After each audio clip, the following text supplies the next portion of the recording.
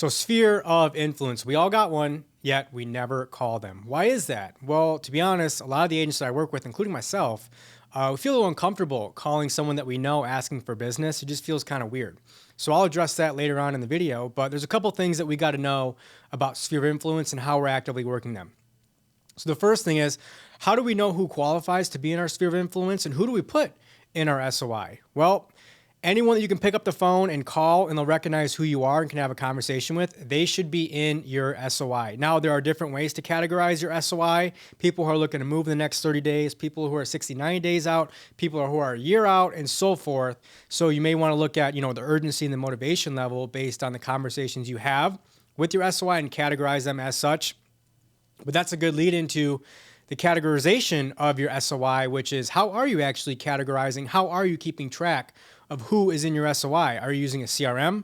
Are you using a Google Excel sheet? Are you using 3x5 note cards? Are you using a folder? What is it? So we have to, one, categorize who we have in our SOI. So we actually need a number. When's the last time we talked to them? What was the context of that conversation? And when is our next follow-up call due? So go through all your CRM, your whatever you're using, your client management database, and start going through and finding out, okay, how many people do I have? When's the last time I talked to them? And what was the context of the conversation?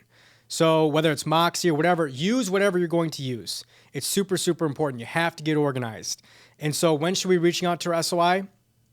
Well, if we look at the 10% rule, meaning that if you have 250 people in your SOI, you should be getting a 10% annual return if we're working it properly. And what does that mean we're working it properly? That means we should be having a live phone conversation with them every single quarter. So every single 3 months, if you got 250 people in your SOI, that means you should be having 250 conversations with those people every 3 months out of the year. Ideally, you want to get them something in their email every month just to keep you top of mind. And then the third way is social media. Guys, we have to leverage social media. It's free. It's incredibly efficient.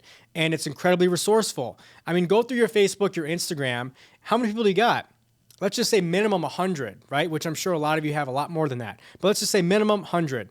What other resource can you use that you can record a 10, 15, 30-second video of yourself, post it out there, and reach 100 people for free? You have to be leveraging video in your business, and that stems with SOI. So I'll go into video in another video, but just make note that SOI and video and social media all coincide, and you need to be posting regularly on social media and doing it with intent. So the last part that I wanted to cover, which is what I started with, is that a lot of us feel uncomfortable calling our SOI and asking for business. It just seems weird and unnatural. Well, that's because we're going into the wrong frame of mind, right?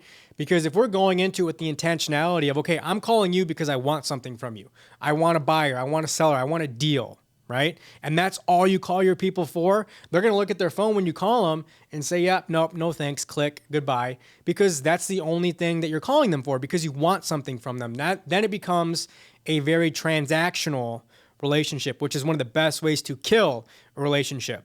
So when reaching out to your SOI, focus on building the actual relationship you have with that person. Not so much the business, not trying to find business from them and try and just get transactions out of them. Focus on the actual relationship that you have with them. What's going on in their life? What vacations do they have planned? How is work? How is business? How is family, right? Ask these questions, get invested in their lives and build that relationship. And if you focus your time and energy on that, you will create that loyalty customer base that will consistently generate you leads if you're reaching out to them consistently enough and you're focused solely on building that relationship you have with your people.